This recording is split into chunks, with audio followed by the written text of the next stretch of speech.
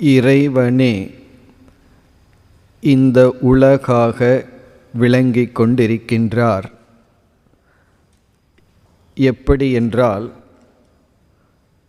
பானைகளுக்கு காரணமான களிமண்ணே பானைகளாக விளங்குவது போல், நகைகளுக்கு காரணமான தங்கமே நகைகளாக விளங்குவது போல், இந்த உலகத்திற்கு உபாதானமாக இருக்கின்ற இறைவன் இந்த உலகமாக காட்சி அளிக்கின்றார். அது இறைவனுடைய மாயா சொரூபம். இறைவனுக்கு இரண்டு சொரூபம் இருக்கின்றது.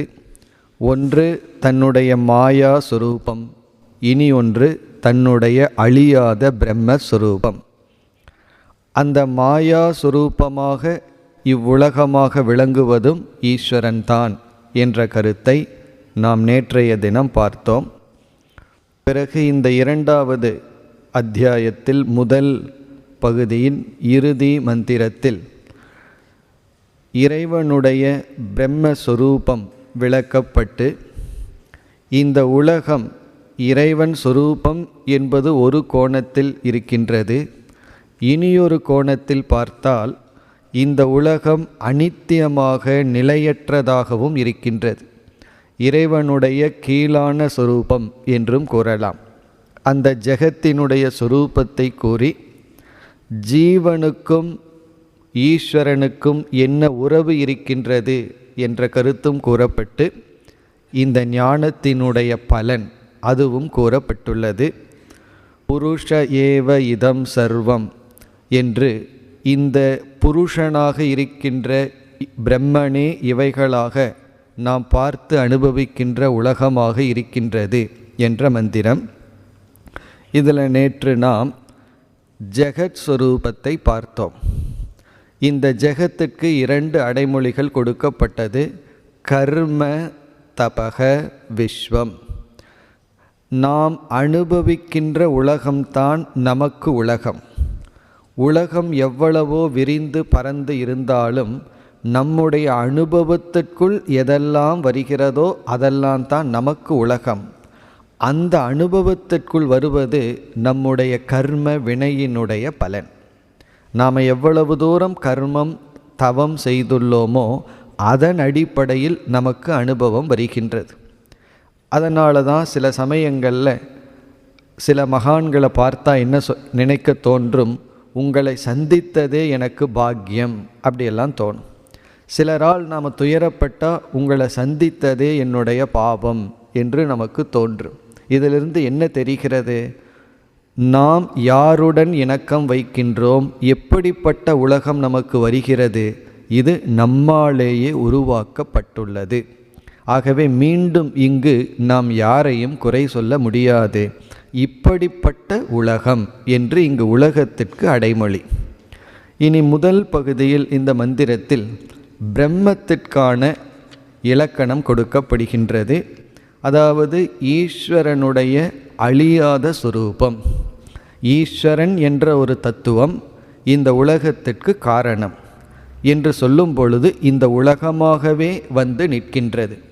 அந்த ஈஸ்வரனுடைய உண்மையான தன்மை என்ன? அந்த தன்மையை இங்கு சில சொற்களால் விளக்கப்படுகின்றது. முதல் சொல் புருஷக. புருஷகங்கிற சொல்லுக்கு பல பொருள் உண்டு. இந்த இடத்தில் பூரயதி இது புருஷக, அனைத்தையும் நிறைப்பவர், எங்கும் நிறைந்துள்ளவர், நீக்கமற்று இருப்பவர். அந்த பிரம்ம தத்துவம் எங்கும் நிறைந்துள்ளது, நீக்கமற்று இருக்கின்றது. பிறகு அமிர்தக. அமிர்தம் என்றால் மரணமற்றது, மாற்றமற்றது. ஆனால் மாயா ரூபமாக இருக்கின்ற ஈஸ்வரன் மாறிக்கொண்டே இருக்கின்றார். இந்த உலகத்தில் பிறப்பும் இறப்பும் நடந்து கொண்டே இருக்கின்றது. இதற்கு அதிஷ்டானமாக ஆதாரமாக இருக்கின்ற பிரம்மன் அமிர்தம், பிறப்பும் இல்லை இறப்பும் இல்லை. ஆகவே பரக அமிர்தக, பரம்ன மேலானதாகவும் இருக்கின்றது. அதனால தான் இப்படிப்பட்ட தத்துவத்திற்கு சாஸ்திரம் பிரம்ம என்ற சொல் கொடுக்கின்றது. பிரம்ம என்றால் மிக மிக பெரியது என்று பொருள். இந்த பெரியதுங்கிற சொல் அடைமொழியாக இருந்தால் பெரிய வீடு, பெரிய நகரம், பெரிய நாடு என்றெல்லாம் இருந்தால் அந்த பெரியதுங்கிறது எதை குறிக்கின்றதோ அதனுடைய அளவை அது அந்த அளவுக்குள் விடும். பெரிய கொசு அப்படின்னு சொன்னால் எவ்வளவு பெருசாக நம்ம கற்பனை பண்ணுவோம். பெரிய யானை அப்படின்னா நமக்கு அந்த பெரியதற்கு ஒரு அளவை கற்பனை பண்ண முடியும். பெரியது என்று ஃபுல் ஸ்டாப் வச்சிட்டோம்னா நம்ம கற்பனையே பண்ண முடியாது. அதுதான் பிரம்மன் என்றால் அது ஒரு பொருளினால் வரையறுக்கப்படாதது. இப்படிப்பட்ட சொரூபமாக பிரம்மத்தை வர்ணித்து உலகத்தையும் வர்ணித்து அதற்கு பிறகு இந்த உலகம் பிரம்மத்தை தாண்டி தனியாக இருக்கவில்லை என்று இந்த உலகமானது நீக்கப்படுகிறது. இதை சாஸ்திரத்தில் நிஷேதம் என்று சொல்கின்றோம். நிஷேதம் என்றால் உலகம் என்று ஒன்று தனியாக இல்லை. பிரம்மத்தை நம்ம எடுத்துட்டோம் அப்படின்னா உலகம் என்று ஒன்று எஞ்சி இல்லை. இப்போ பானைகளெல்லாம் இருக்குது. களிமண்ணை எடுத்து விட்டால் பானை என்று ஒன்று எஞ்சி இல்லை. நகைகளிடத்தில் தங்கத்தை எடுத்து விட்டால் நகை என்று ஒன்று எஞ்சி இல்லை. இந்த உலகத்தில் இருக்கிற பிரம்மத்தை நீக்கிவிட்டால் உலகம் என்று ஒன்று இருப்பதில்லை. பிறகு இருக்கிற மாதிரி தெரிகிறதே, அதனால தான் உலகத்தை மித்யா என்று சொல்கின்றோம். இனி இப்படிப்பட்ட பிரம்மத்தை எப்படி அறிதல், எங்கு அறிதல், எதுவாக அறிதல்? இவ்விதம் பிரம்மத்தினுடைய சொரூபத்தை சொல்லி உலகத்தினுடைய சொரூபத்தை சொல்லி இந்த பிரம்மத்தை எப்படி அறிதல், எங்கு அறிதல்? அதற்குத்தான் இங்கு கடைசி இரண்டாவது வரியில் ஏதத்யோ வேத நிகிதம் குஹாயாம் என்று பதில் சொல்லப்படுகிறது. அதாவது நாம் கண்ணை திறந்து இந்த உலகத்தை பார்த்தால் அதுவும் பிரம்மஸ்வரூபந்தான். ஆனால் எப்படிப்பட்ட பிரம்மத்தை பார்த்து கொண்டிருக்கின்றோம்? மாயையுடன் கூடிய பிரம்மத்தை பார்த்து கொண்டிருக்கின்றோம். இந்த மாயை என்பது ஒவ்வொரு சொல் அல்லது ஒவ்வொரு ரூபம், நாம ரூபம் என்று சொல்கின்றோம். பிறகு பிரம்மன், சுத்தமான பிரம்மன் எப்படிப்பட்ட தன்மையானவர் என்றால், இப்போ இந்த இடத்துல சத் அல்லது சத்தியம் அல்லது இருத்தல் அப்படின்னு புரிந்து கொள்வோம். இப்போ பிரம்மன் இருத்தல் என்ற தன்மை உடையது. சரி, இருத்தல் என்ற தன்மையான பிரம்மத்தை நான் பார்க்க விரும்புகின்றேன் என்றால் நாம் எதை பார்த்தாலும் இருத்தல் என்ற சொல்லோடு தான் புரிந்து கொண்டு இருப்போம். புஸ்தகம் இருக்கிறது, டேபிள் இருக்கின்றது, கடிகாரம் இருக்கின்றது, மைக் இருக்கின்றது, நீ இருக்கிறாய், நான் இருக்கின்றேன். இப்படி எதை பார்த்தாலும் இருக்கின்றது, அந்த ஈஸ் என்பதோடு தான் அதை பார்க்கின்றோம். ஆனால் ஏதோடு பொருளோடு தான் அந்த இருத்தலை சேர்த்து புரிந்து கொண்டிருக்கின்றோம். இப்போ இருக்கிறது அப்படின்னு மட்டும் நான் சொல்லிவிட்டால் உங்கள் மனதில் ஒரு கேள்வி வரும், என்ன இருக்கிறது, எதை இருக்கிறது என்று சொல்வீர்கள் அப்படின்னு கேட்பீர்கள். இல்லை, இருக்கிறது அப்படின்னு மட்டும் சொல்லி கொண்டிருந்தால் ஒன்றுமே விளங்காது. ஆகவே நம்முடைய அனுபவத்தில் இருக்கிறது என்று சொன்னால் ஏதோ ஒரு நாம ரூபத்துடன் சேர்ந்துதான் அந்த எக்ஸிஸ்டன்ஸ் இருக்கிறதை நாம் புரிந்து கொண்டிருக்கின்றோம். இந்த இருத்தலை சத் அல்லது சத்தியம்னு சொல்கிறோம். இந்த இருத்தலை தனியாக நாம் அனுபவிப்பதே கிடையாது. அது மட்டுமல்ல, ஒரு பொருள் இருக்குன்னு சொன்னாலுமே அதை கண் மூலமாகவோ காது மூலமாகவோ தான் அந்த இருத்தலை அறிய முடியும். சரி, அப்படியே கண் மூலமாக இருத்தலை வெறும் பியோர் எக்ஸிஸ்டன்ஸை மட்டும் அனுபவிக்க முடியும்னாலும் முடியாது. அப்படி இருக்கையில் தூய்மையான பிரம்மன் நாமரூபம் இல்லாத தத்துவம், எந்த பொருளோடும் கலக்காத. இப்போ புஸ்தகம் இருக்குன்னு சொல்கிறதுல புஸ்தகங்கிறது மித்தியா, இருத்தல் தான் சத்தியம். அப்படி ஒவ்வொரு பொருளிலும் இருத்தல் இருத்தல் இருத்தல் என்பது தான் உண்மை. அந்த இருத்தலை மட்டும் நான் எப்படி கிரகிப்பது? காரணம், அந்த இருத்தலை நான் கிரகிக்கணும்னு கண்ணையோ காதையோ பயன்படுத்தினால் அந்த இருத்தலுடன் ஒரு பொருளும் சேர்ந்து விடுகிறது. புஸ்தகமோ கடிகாரமோ சேர்ந்து விடுகிறது. அப்படி எதுவும் இல்லாமல் தூய்மையாக இருத்தல் என்பதை மட்டும் நான் உணர வேண்டும் என்றால் அதை எங்கு உணர முடியும்? அதுதான் இங்கு உபனிஷத் கூறுகின்றது. யக நிகிதம் குகாயாம் வேத. அந்த தூய்மையான நிர்குண நாமரூபமற்ற பிரம்மத்தை உன்னுடைய மனதிற்குள் சைத்தன்யமாக அறிய வேண்டும். அதாவது அவரவர்களுடைய மனதிற்குள் இருக்கின்ற அறிவு சொரூபமாக அறிய வேண்டும். இப்போ நம்ம சைத்தன்யம்னு சொல்லும் பொழுது அதுவும் அறிவு சொரூபம், உணர்வு சொரூபம். அதுவும் இருக்காமல் அதை நாம் உணர முடியாது. ஆகவே வெளியே எங்கும் வியாபித்து இருக்கின்ற சத்தான பிரம்மத்தை நம்முடைய மனதில் சித்தாக அறிய வேண்டும்.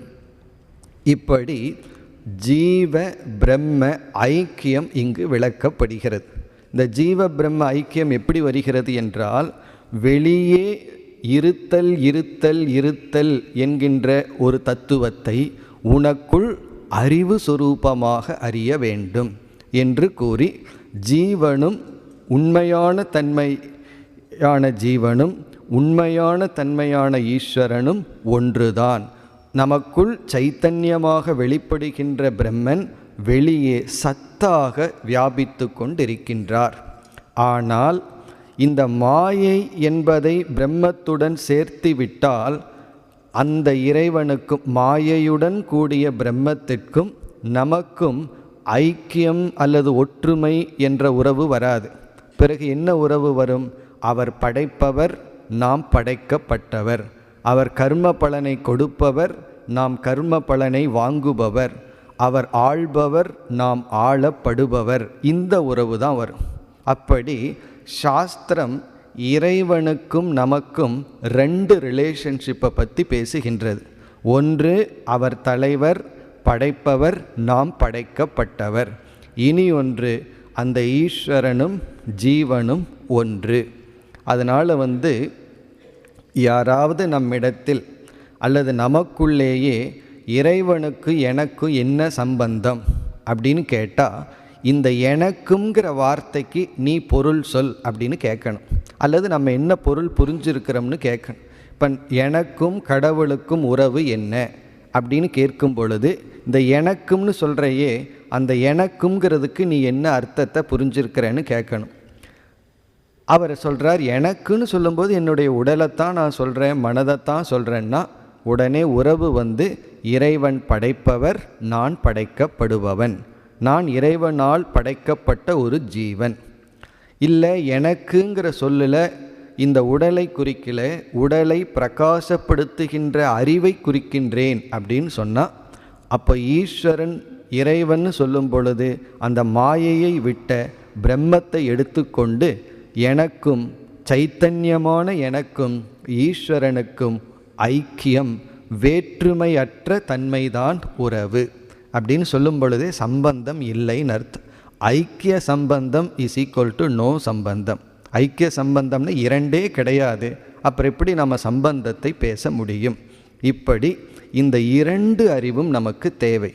இந்த பிரம்மத்தை உணராத வரை, நான் சைத்தன்யம் என்று உணராத வரை, இந்த உடல் மீது பற்று எனக்கு நீங்காத வரை, அந்த பிரம்மத்தை ஈஸ்வரனாக கருதி நம்மை ஜீவனாக கருதுவதுதான் உயர்ந்தது. அப்பொழுதுதான் சாதனைகளை எல்லாம் மேற்கொள்ள முடியும்.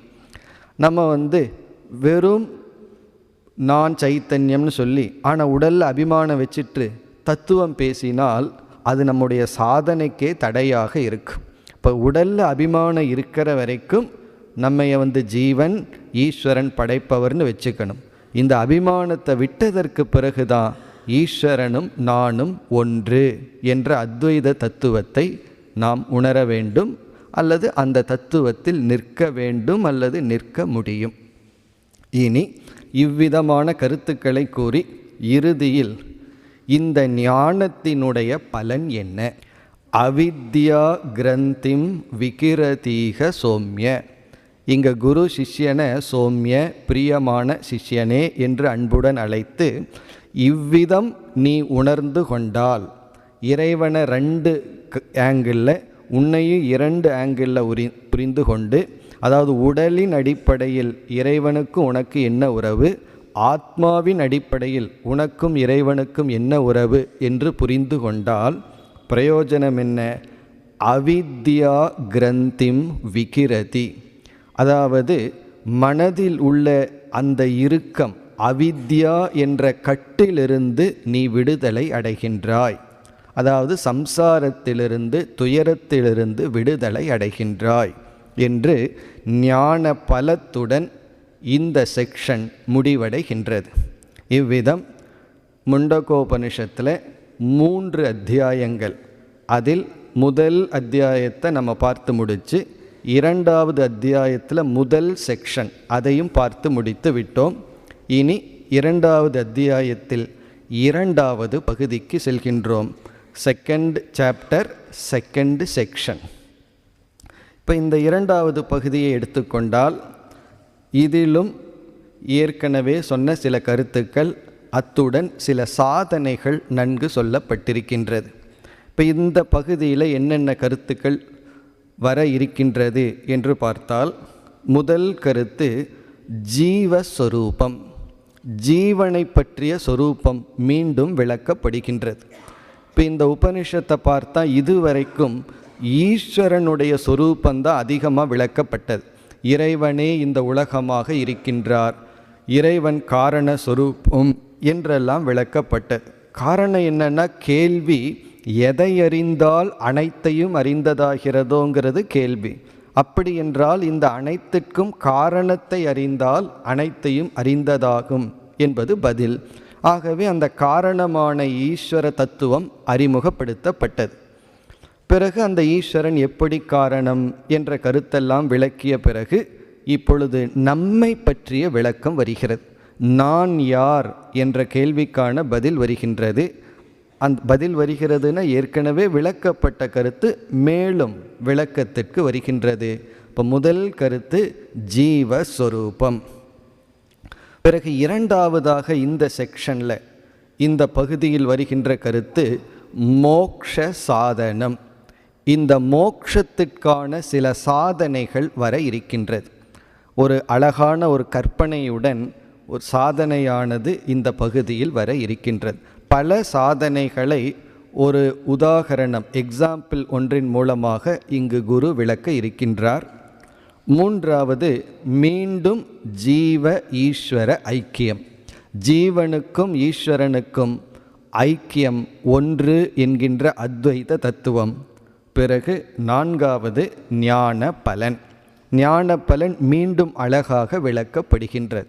இந்த மோக்ஷங்கிறது எப்படிப்பட்டது, ஒருவன் முக்தியை அடைந்து விட்டால் அவனுடைய மனநிலை எப்படி இருக்கும், ஒருவன் எதிலிருந்தெல்லாம் விடுதலை அடைகின்றான், அதை படிக்கும் பொழுதே நம்மை அறியாமல் நாம் எதன் வசத்தில் இருக்கின்றோம் என்பதை கண்டு கொள்ளலாம். அதாவது நமக்கே தெரிவதில்லை நாம் எதன் பிடியில் இருந்து கொண்டு இருக்கின்றோம், அதெல்லாம் இங்கு தெளிவாக விளக்கப்படுகிறது. ஆகவே இந்த பகுதியை பார்த்தோம் அப்படின்னா இதில் நம்மை பற்றிய அதிக கருத்துக்கள் வருகின்றது. ஜீவனை பற்றி, ஜீவனுடைய தன்மை என்ன, நாம் யார் என்ற விளக்கம். அதற்கு பிறகு நாம் செய்ய வேண்டிய சாதனைகள் என்ன. பொதுவாக உபனிஷத்து கொஞ்சம் ஹையர் லெவல்லையே இருக்கும், இறங்கி வராது. நம்ம இறங்கி வரணும்னா கீதைக்கு தான் போய் ஆகணும்.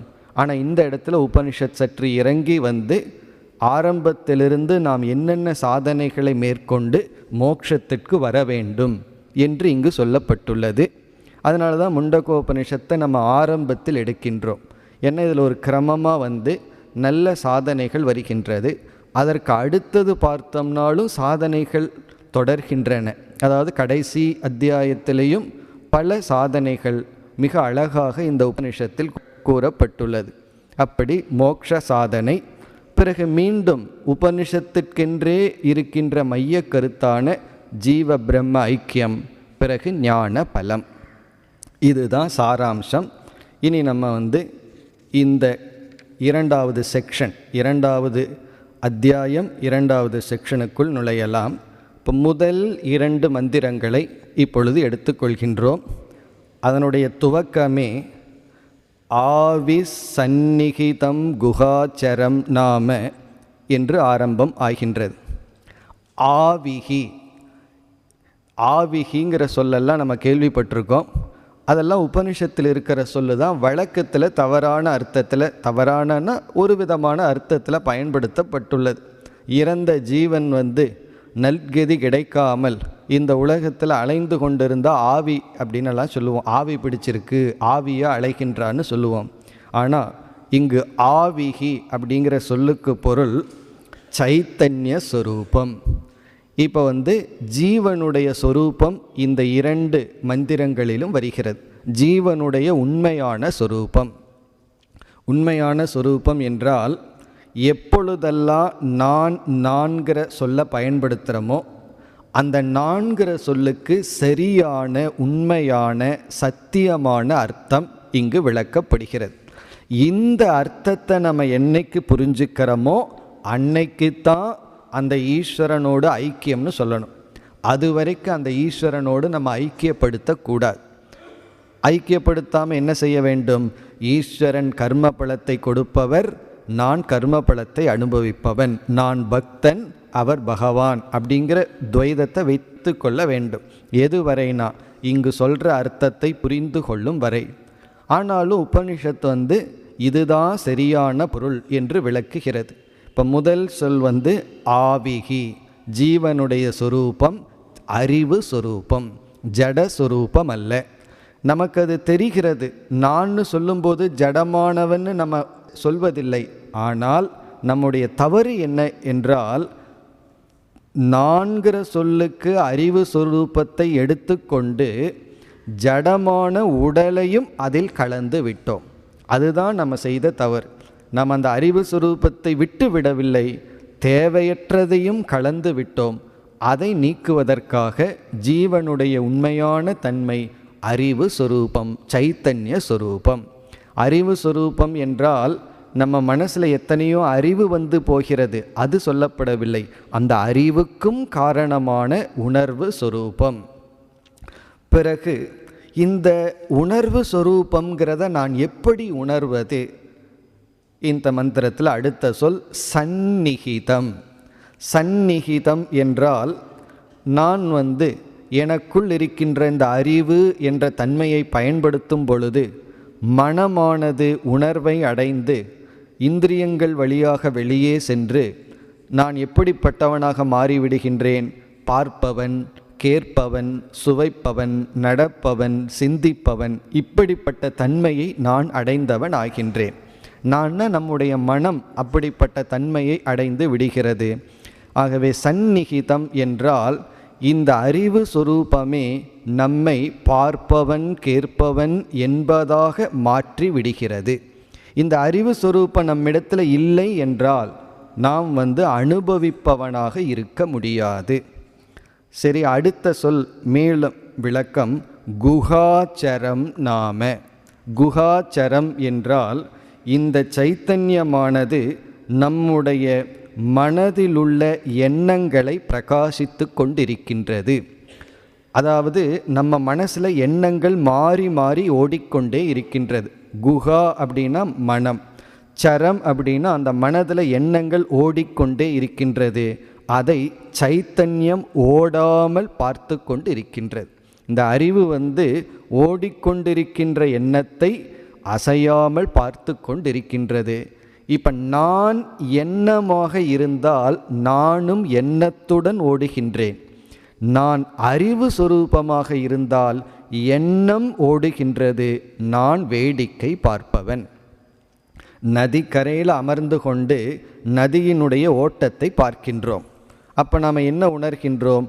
நதி ஓடுகின்றது, நான் அதை பார்ப்பவன். இதுதான் நம்ம ஆரம்பத்தில் வர்ற தியானத்தில் கொடுக்கிற பயிற்சி. முதல்ல தியான பயிற்சியில் என்ன செய்ய வேண்டும்னா, நம்ம எண்ணத்தை எல்லாம் கட்டுப்படுத்த முயற்சி செய்யக்கூடாது. முதலில் எண்ண ஓட்டத்தை கவனித்து பழக வேண்டும். அப்பொழுதுதான் மனமே இரண்டாக வேறுபடும். கவனிப்பவன், கவனிக்கப்படும் பொருள். நாம் மனதை கொண்டு உலகத்தை கவனித்து கொண்டு வருகின்றோம். இப்பொழுது என்ன செய்யணும்னா நம்முடைய மனதையே கவனித்து பார்க்க வேண்டும். அப்படி கவனிக்கும் பொழுது என்ன ஓட்டங்கள் ஓடிக்கொண்டிருக்கும், நான் அதை பார்ப்பவன். அப்போ நான் உண்மையில் யார் என்றால் என்ன ஓட்டத்திற்குள் அமர்ந்து கொண்டு ஓடுபவன் அல்ல, அந்த என்ன ஓட்டங்களை பார்த்து கொண்டிருப்பவன் நான். பிறகு இப்படிப்பட்ட நான் இருக்கே, ஏதத் மகத் பதம், இப்படிப்பட்ட நான் தான் என்னால் அடைய வேண்டிய நான். இப்போ நாம் வாழ்க்கையில் எதை அடையணும் அப்படின்னு கேட்டால் சாஸ்திரம் என்ன சொல்லுதுன்னா, நீ உன்னைத்தான் அடைய வேண்டும், நீ வேறு யாரையும் அடைய வேண்டாம். காரணம் நீ உன்னை இழந்துள்ளாய், நீ அடைய வேண்டியது உன்னைத்தான். அதனால தான் அழகான ஒரு ஸ்லோகம் இருக்குது.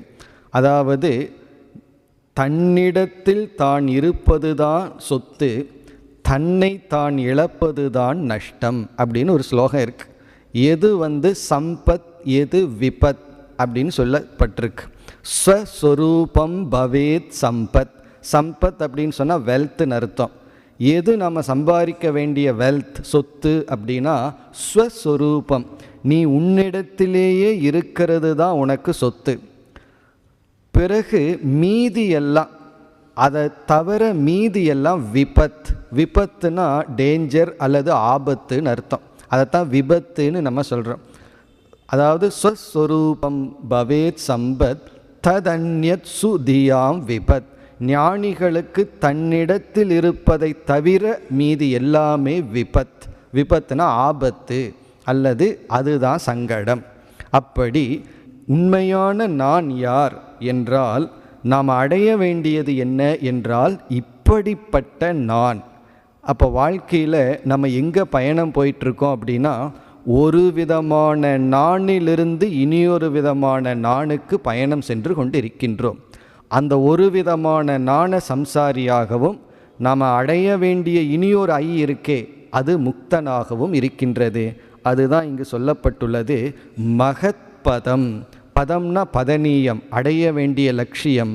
நாம் அடைய வேண்டிய லட்சியம் நமக்குள் இருக்கின்ற இந்த நான். அந்த நான் எப்படிப்பட்டது? முக்தி அடைந்த அந்த நான். அது இங்கு கூறப்படுகிறது.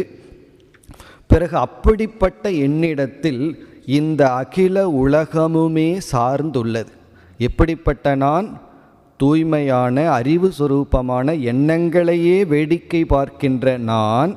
அதனிடத்துல தான் ஏதத் இந்த உலகமே சமர்ப்பிக்கப்பட்டுள்ளது என்று கூறி, பிறகு மீண்டும் நம்மால் அடையப்பட வேண்டிய லட்சியம் வெகு தூரத்தில் இல்லை. அதை நம்ம பார்த்தோம்னா ரொம்ப ஆச்சரியமாக இருக்குது. நம்முடைய லட்சியம் சாத்தியம் என்ன அப்படின்னா, நம் மனதிற்குள் இருக்கின்ற இந்த நான் தான் சாத்தியம். இது பக்கத்தில் இருக்கா தூரத்தில் இருக்கான்னா, ஒரு கோணத்தில் பார்த்தா மிக அருகில் இருக்குது. ஏன்னா நான் வேறு எதையாவது அடையணும்னா அதில் ஒரு தூரம் இருக்கலாம். ஆனால் நான் என்னத்தான் அடைய வேண்டியது இருக்குது, ஆகவே மிக அருகில் இருக்குது. அதே சமயத்தில் மிக மிக தொலைவிலும் இருக்கின்றது. ஒரு பொருள் காணாமல் போயிடுது, அது எங்காவது இருந்தால் கண்டுபிடிக்கிறது சுலபம்.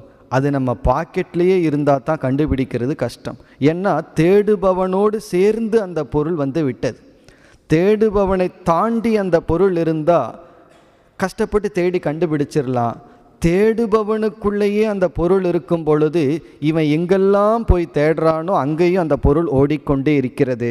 பிறகு அது எப்படித்தான் கிடைக்கும்னா அது ஒரு பெரிய ஆச்சரியம். பகவான் சொன்னது போல அதை கண்டுபிடிக்கிறதே அது ஒரு பெரிய ஆச்சரியம்.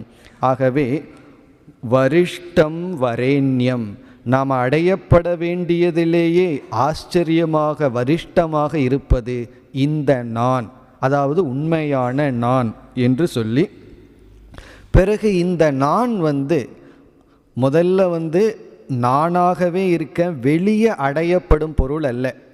பிறகு சாஸ்திரம் என்ன சொல்லும்னா, ஃபஸ்ட்டு அது அடையப்படும் பொருள் அல்ல, அறியப்படும் பொருள்னு சொல்லும். உடனே நம்ம ஒரு பெரிய கரெக்ஷன் பண்ணிடுவோம். இப்போ இந்த உலகத்தில் எந்த பொருளையும் நான் அடைய வேண்டாம், அறியத்தான் வேண்டும்னு நினச்சிட்ருப்போம். அதற்கு அடுத்த ஃபைனல் ஸ்டேஜில் சாஸ்திரம் என்ன சொல்லும்னா, அது அறியப்படும் பொருளும் அல்ல. இது அதற்கு மேலே ஒரு ஸ்டெப், இது இறுதி ஸ்டெப். அறியப்படும் பொருளும் அல்ல அப்படின்னா என்ன?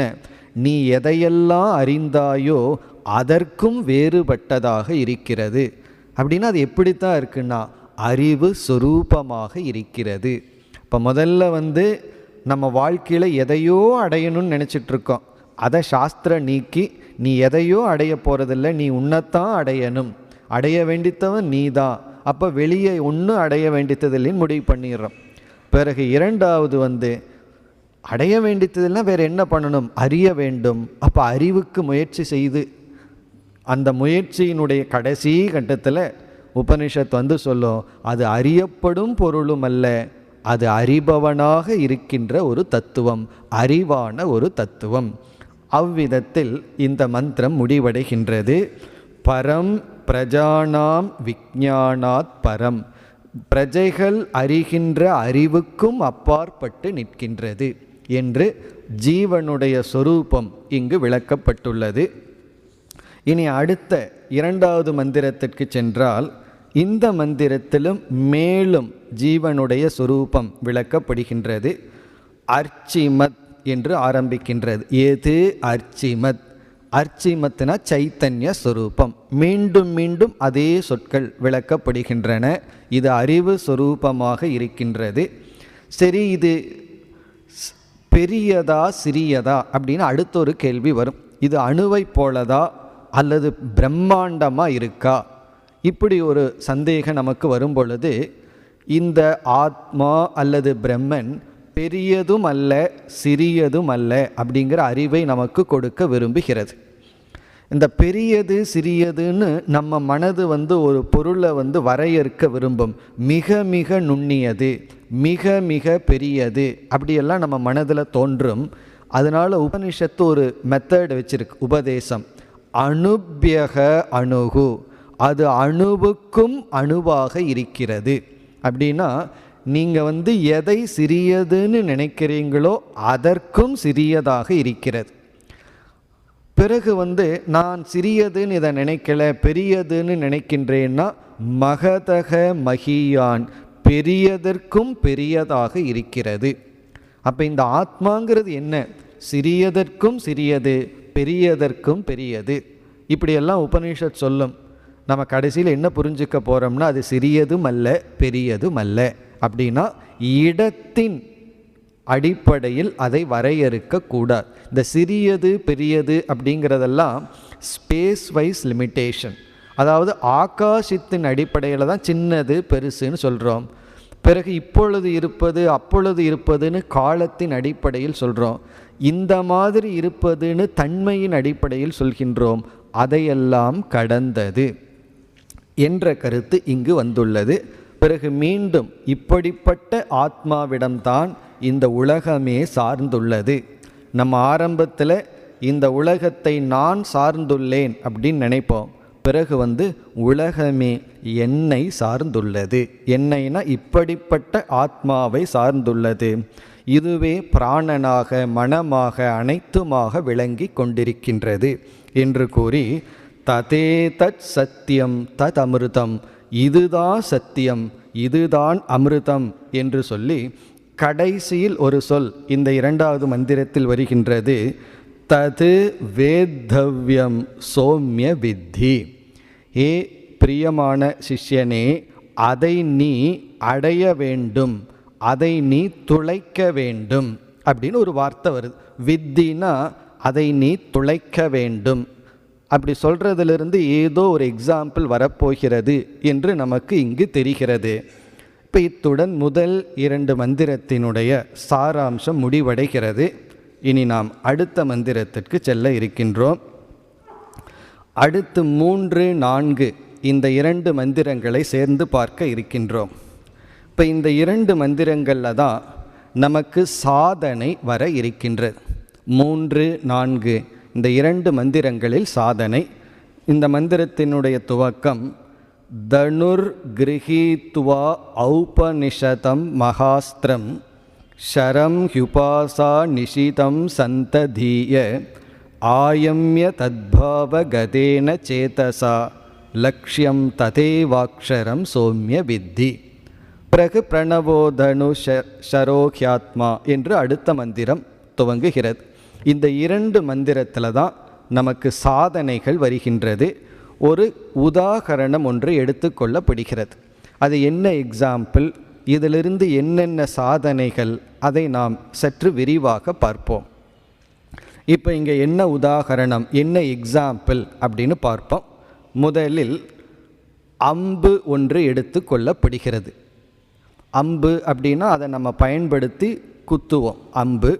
அந்த அம்பை நம்ம என்ன செய்வோம், ஒரு வில்லில் பொருத்துவோம். சமஸ்கிருதத்தில் தனுகு அப்படின்னா வில் என்று பொருள். தனுகு வில். ஷரக என்றால் அம்பு, ஏரோ அம்பு. பிறகு நம்ம ஒரு வில்லை எடுத்துக்கொண்டு அம்பை எடுத்து அந்த வில்லில் பொருத்தி என்ன பண்ணுவோம், ஏதோ ஒரு இலக்கை அடிப்போம். அது லட்சியம். இப்படி 3 எடுத்துக்கொள்ளப்படுகிறது. தனுகு, அதாவது தனுகு என்றால் வில். இரண்டாவது ஷரக அம்பு, ஏரோ. மூன்றாவது லட்சியம். லட்சியம்னா இலக்கு. இதில் இந்த 3ம் எதற்கு ஒப்பிடப்படுகிறதுன்னு பார்த்தா, தனுகு வில் என்பது ஓங்கார விசாரத்திற்கு உதாகரணமாக எடுத்துக்கொள்ளப்படுகிறது. ஓங்கார விசாரம் அல்லது உபனிஷத்தே வில்லாக உருவகப்படுத்தப்படுகிறது. பிறகு அம்பு இருக்கின்றதே, அந்த அம்பு ஜீவாத்மாவாக உருவகப்படுத்தப்படுகிறது. ஜீவாத்மா அம்பு. பிறகு லட்சியம் இருக்கின்றதே, அது பரமாத்மா அல்லது உண்மையான நான் அல்லது பரமாத்மா பிரம்மன் என்று எடுத்துக்கொள்வோம். பிரம்மன். இந்த 3 தான் உதாகரணம். அதாவது ஓங்கார விசாரம் அல்லது உபனிஷத் என்கின்ற வில்லை எடுத்துக்கொண்டு அந்த வில்லுக்குள் யார் போய் அமர வேண்டும்? ஒரு வில்லில் அமர வேண்டியது அம்பு. அம்பு தானே வில்லில் போய் பொருத்துவோம். அப்படி பொருத்தப்படுவது ஜீவாத்மா. அந்த ஜீவாத்மா வில்லினுடைய துணை கொண்டு எங்கு போய் சேர வேண்டும் என்றால், அவன் போய் சேர வேண்டிய லட்சியம் பரமாத்மா. அப்போது ஒரு அம்பானது வில்லினுடைய துணையை அடைந்து, போவினுடைய துணையை அடைந்து எங்கு செல்கிறது? தன்னுடைய இலக்கை நோக்கி செல்கிறது. அதே போல ஜீவாத்மா உபனிஷத் என்கின்ற ஒரு வில்லுக்குள் சென்று பிரம்மன் என்கின்ற லட்சியத்தை அடைய வேண்டும். இதுதான் எக்ஸாம்பிள். இதில் உபனிஷத் இந்த ஒரு சிறிய உதாகரணத்தை எக்ஸாம்பிளை வச்சுட்டு பல சாதனைகளை மிக அழகாக கூறியுள்ளது.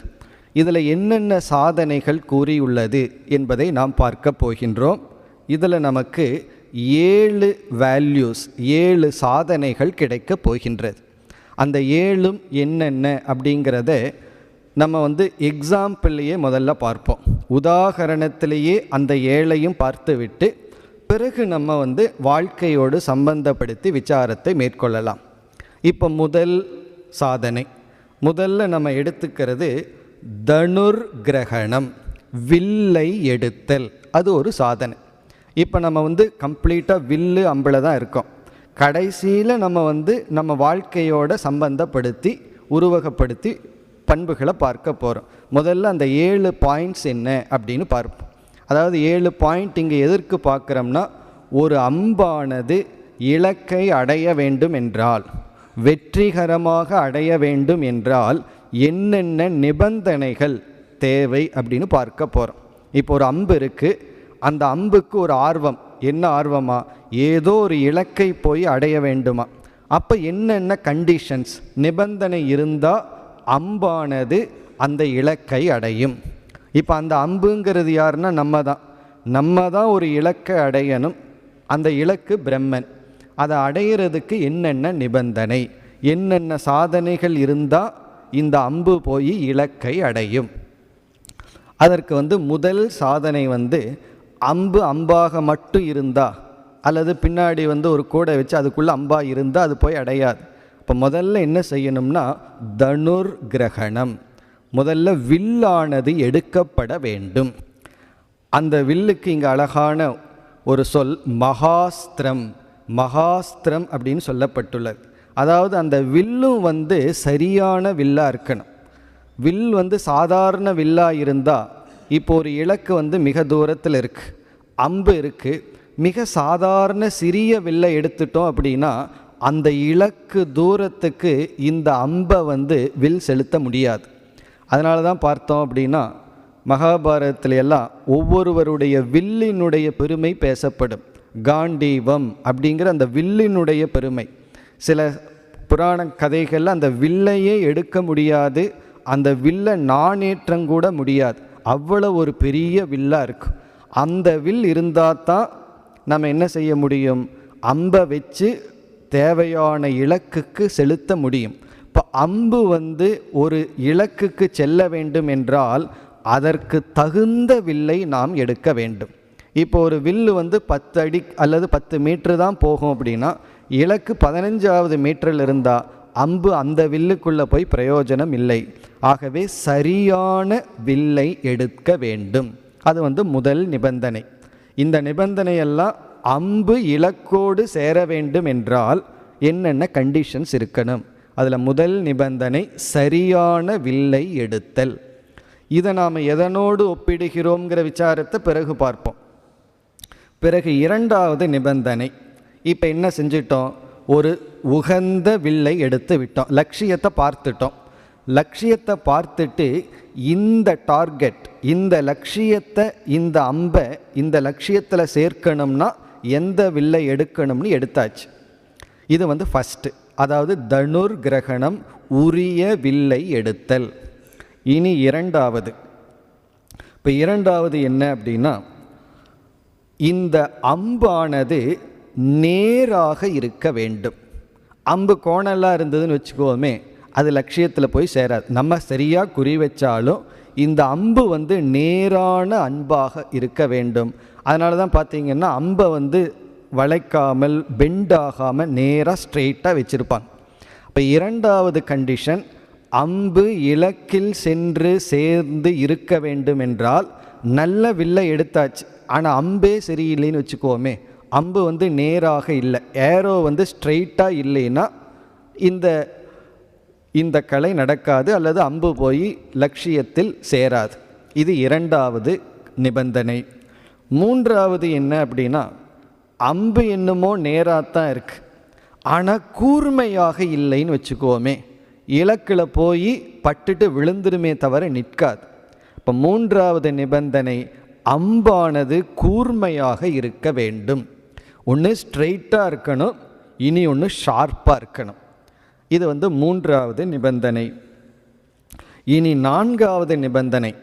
மூன்றாவது நிபந்தனைக்குள்ளே எவ்வளவு தூரம் வந்திருக்கோம், நல்ல வில்லை எடுத்துட்டோம், சரியான வில்லை கையில் எடுத்துட்டோம், அம்பை ஸ்ட்ரெயிட் பண்ணிட்டோம், ஷார்ப்பும் பண்ணிட்டோம். அதற்கு பிறகு வில்லில் சரியாக பொருத்த வேண்டும். அது ரொம்ப முக்கியம். இதெல்லாம் பண்ணி ஒழுங்காக வில்லில் பொருத்தலைன்னு வச்சுக்குவோமே, பிறகு எப்படி அது போய் சேரும்? அப்போ ஃபோர்த்து, நான்காவது கண்டிஷன் அம்பானது வில்லுக்குள் சரியாக பொருத்தப்பட வேண்டும். இது ஒவ்வொன்றும் நமக்கு ஒரு பெரிய வேல்யூவை புகட்ட போகுது. இது வெறும் எக்ஸாம்பிளில் தான் இப்போ இருக்கோம். சரியாக பொருத்தப்பட வேண்டும். இது நான்காவது நிபந்தனை. சரியாக பொருத்திட்டோம். அதற்கு பிறகு இந்த அம்பு எதை நோக்க வேண்டும் என்றால், ஐந்தாவது நிபந்தனை, அம்பு இலக்கை மட்டும் நோக்க வேண்டும். இலக்கை தவிர வேறு எதையும் அம்பு நோக்கி இருக்கக்கூடாது.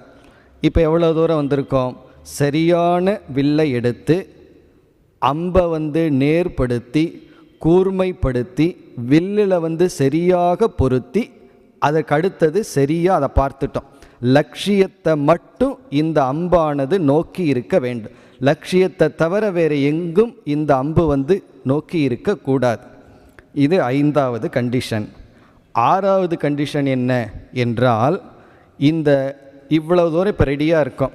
அடுத்தது என்ன செய்வார்கள், அந்த நான் இருக்கல்லவா அதை பின்னே இழுப்பார்கள். அதை பின்னை இழுத்து தான் செலுத்த முடியும். அப்படி இழுத்தல், பின்னாடி அந்த அம்பை அப்படியே பின்னாடி இழுத்தல். அப்படி இழுத்தா தானே செலுத்த முடியும். எல்லாம் பண்ணிவிட்டு அப்படியே வச்சுட்டு கீழே போட்டால் என்னாகும்? ஒரு இன்ச்சும் கூட அந்த அம்பானது நகராது. இப்போ அந்த அம்பு ட்ராவல் பண்ணணும் அப்படின்னா அது பின்னாடி இழுக்கப்பட வேண்டும். அது 6வது, பின்புறமாக அம்பு இழுக்கப்படுதல். அவ்வளோதான், 6 வந்தாச்சு. இனி பார்த்தோம்னா இழுத்து விட்டுட்டோம், நேராக அம்பு போய் இலக்கில் பொருந்தி இருத்தல். 7வது அம்பு இலக்குடன் ஒன்றாகுதல். இந்த இடத்துல தான் ஐக்கியமே வருது. அம்பு ஒரு இடத்துல இருந்தது, லட்சியம் ஒரு இடத்துல இருந்தது. இப்போ என்ன ஆயிடுதுன்னா அம்பானது இலக்குடன் ஒன்றாகி ஐக்கியமாகி இருத்தல். இந்த 7வது ஸ்டேஜை நம்ம 2 விதத்தில் சொல்லலாம். ஒன்று, இந்த 6 ஸ்டெப்பை ஒழுங்காக ஃபாலோ பண்ணால் கிடைக்கிற பலன் அப்படின்னு சொல்லலாம். என்ன பிரயோஜனம் கிடைக்கும்? இப்படியெல்லாம் ஒழுங்காக இருந்துட்டா இந்த அம்பானது இலக்குடன் ஐக்கியமாகிவிடும். அப்படி ஒரு பிரயோஜனம். அல்லது இந்த 7வது ஸ்டெப்லையும் என்ன சொல்லலாம், அந்த இலக்கில் போய் அம்பு இருக்க வேண்டும். அதில் போய் அதை ஸ்டாண்ட் பண்ணி இருக்கணும். இலக்கில் போய் பட்டுட்டு கொஞ்ச நேரத்தில் விழுந்து விடக்கூடாது. சில சமயம் இலக்கில் போய் அம்பு பிறகு 2 செகண்ட் அல்லது 3 செகண்டில் கீழே விழுந்துடும். அப்படி பிரம்மனிடத்தில் இந்த ஜீவன் போய் ஐக்கியமான பத்தாது, அதில் நிற்க வேண்டும். அப்படி ஒரு சாதனையாகவும் எடுத்து கொள்ளலாம். இது 7th ஸ்டெப். இப்படி சாதாரண ஒரு உதாரணம்தான். அதிலிருந்து எத்தனை கற்பனைகளை உபனிஷத் எடுத்து நமக்கு சாதனைகளாக இங்கு கொடுக்கிறது. அதுதான் இங்கு விசேஷம். இப்போ ஒருவர் வில்லை எடுத்து அம்பை வில்லில் பொருத்தி லட்சியத்தை குறித்து அடிக்க வேண்டும்னா இந்த 7 நிபந்தனையும் நடந்திருக்க வேண்டும். சரியான வில்லை எடுக்கணும். இதில் ஒவ்வொரு இடத்துலையும் நம்ம வீழ்வதற்கு வாய்ப்பு இருக்குது. இந்த 7லையும் ஒவ்வொரு இடத்துலையும் நம்ம தவறு செய்ய வாய்ப்பு இருக்குது. இது எல்லாம் பர்ஃபெக்டாக நடந்தால் தான் லட்சியத்திற்குள்ளே போக முடியும். இந்த ஆம்ஸ்ட்ராங் சொல்லும் பொழுது அந்த 3க்கு போகும்போது லட்சக்கணக்கான எக்யூப்மெண்ட்ஸ் உள்ளே இருந்து தான் அவர் தன்னுடைய ஆர்டிக்கல் எழுதுகிறார். அனைத்தும் ஒழுங்காக வேலை செஞ்சால் தான் நாங்கள் போயிட்டு வர முடியும். அதில் ஒன்று வேலை செய்யலை அப்படின்னா நாங்கள் அப்படியே போயிடுவோம் அப்படின்னு எழுதுகிறார். அப்போது லட்சக்கணக்கான எக்யூப்மெண்ட்ஸ் கோஆர்டினேட் பண்ணணும், சேர்ந்து சரியாக வேலை செய்யணும். அப்போ தான் அந்த ட்ராவல் சக்ஸஸ் ஆகும். நம்ம நிலவுக்கு போயிட்டு ஒழுங்காக திரும்பி வர முடியும். அதே போல் இந்த 7 நிபந்தனைகளும் சரியாக இருந்தால்தான் அம்பானது இலக்குடன் ஒன்றாகும். அந்த 7 என்னென்னா சரியான வில்லை எடுத்தல், அம்பை நேராக வைத்திருத்தல், 3வது அம்பை கூர்மையாக வைத்திருத்தல், 4வது அம்பானது வில்லில் சரியாக பொருத்துதல், 5வது அம்பு இலக்கை மட்டும் பார்த்திருத்தல், 6வது பின்புறமாக இழுத்தல், 7வது செலுத்தி அம்பானது இலக்கில் ஒன்றாக இருத்தல். இழுத்தல், பிறகு இறுதி இருத்தல், லட்சியத்தில் இருத்தல். இனி நம்ம உதாரணத்தை விட்டுருவோம், ஒவ்வொரு வேல்யூக்கும் வருவோம். இந்த 7ல் ஒவ்வொன்றாக எடுத்துக்கொண்டு நம்ம என்னென்ன வேல்யூஸ், என்னென்ன சாதனைகள் நமக்கு இங்கு உபனிஷத் புகட்டுகிறது அப்படின்னு பார்த்துட்டு பிறகு நம்ம மந்திரத்துக்குள்ளே செல்லலாம். இப்போ முதல் வில்லை எடுத்தல், அதற்கு நம்ம வருவோம். இப்போ இந்த சாதனைகளில் 3 மட்டும் ஞாபகம் வச்சுட்டா போதும். வில் என்பது உபனிஷத், அம்புங்கிறது ஜீவாத்மா, லட்சியங்கிறது பரமாத்மா. இப்போ ஜீவாத்மா என்ன செய்ய வேண்டும்? பரமாத்மா என்ற லட்சியத்துடன் சேர்ந்து ஐக்கியமாகி நிற்க வேண்டும். நம்ம ஜீவாத்மாவாக நிற்கக்கூடாது, பரமாத்மாவாக நாம் நிற்க வேண்டும்.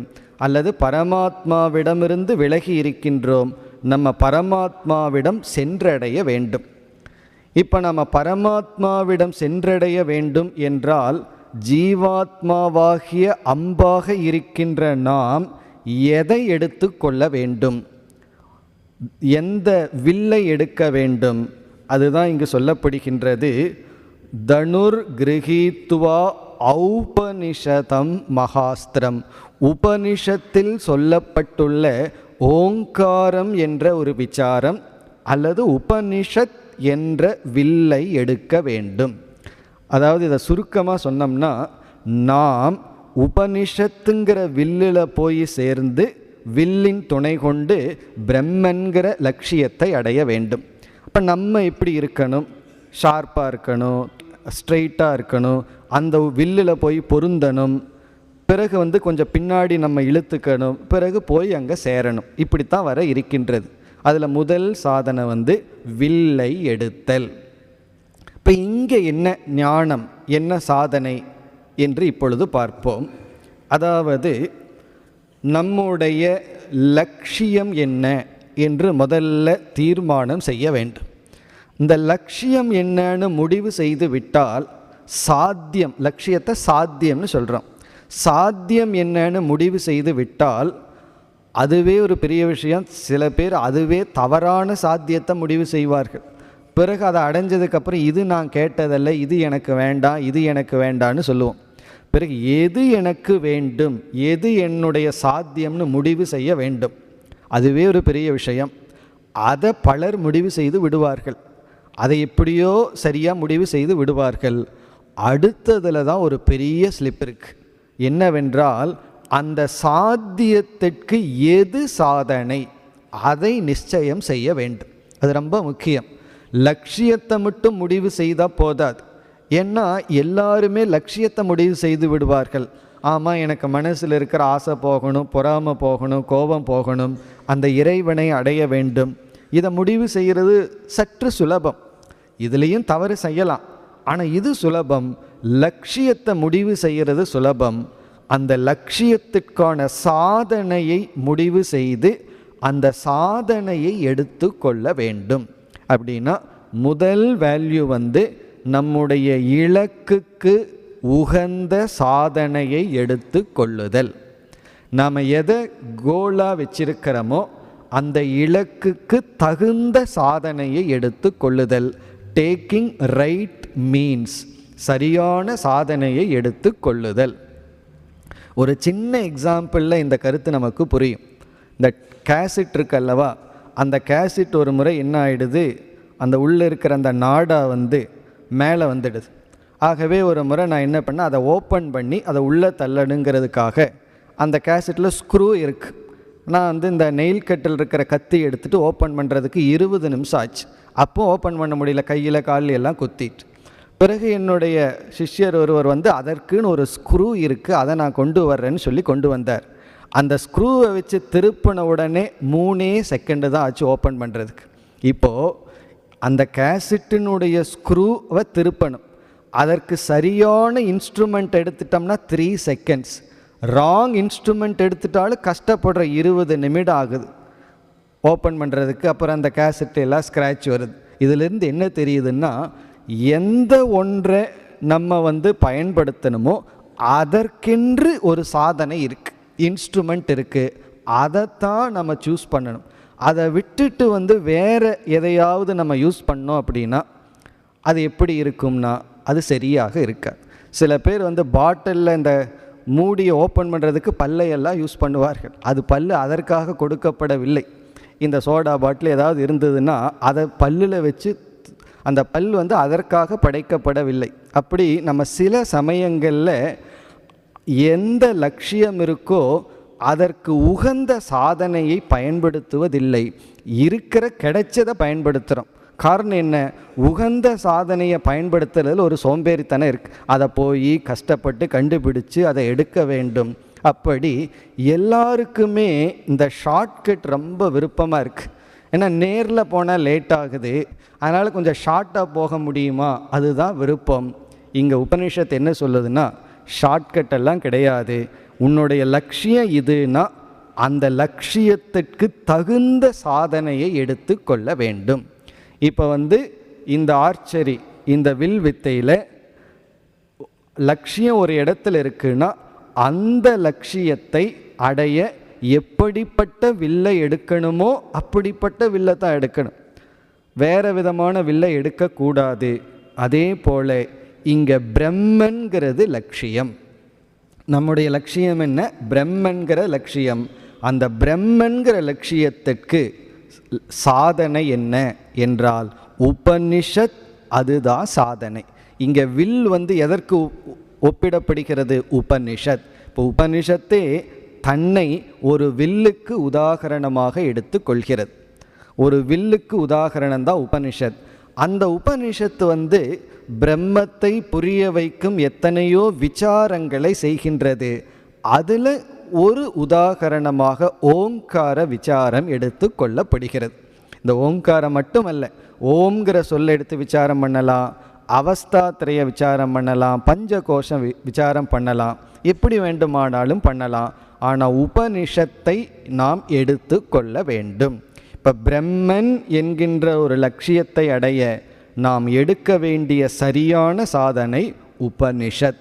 அந்த பிரம்மத்தை விளக்குகின்ற சாஸ்திரத்தை எடுத்து கொள்ள வேண்டும். உபனிஷத்தை தவிர வேற எந்த சாதனை எடுத்தாலும் நம்ம அந்த லட்சியத்துக்கு செல்ல முடியாது.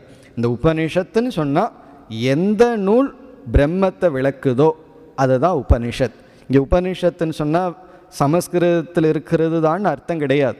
அது எந்த லாங்குவேஜில் யாரும் அந்த நிர்குண பிரம்மத்துக்கு ஒரு வர்ணனை வந்தால் அதற்கு பேர் உபனிஷத்.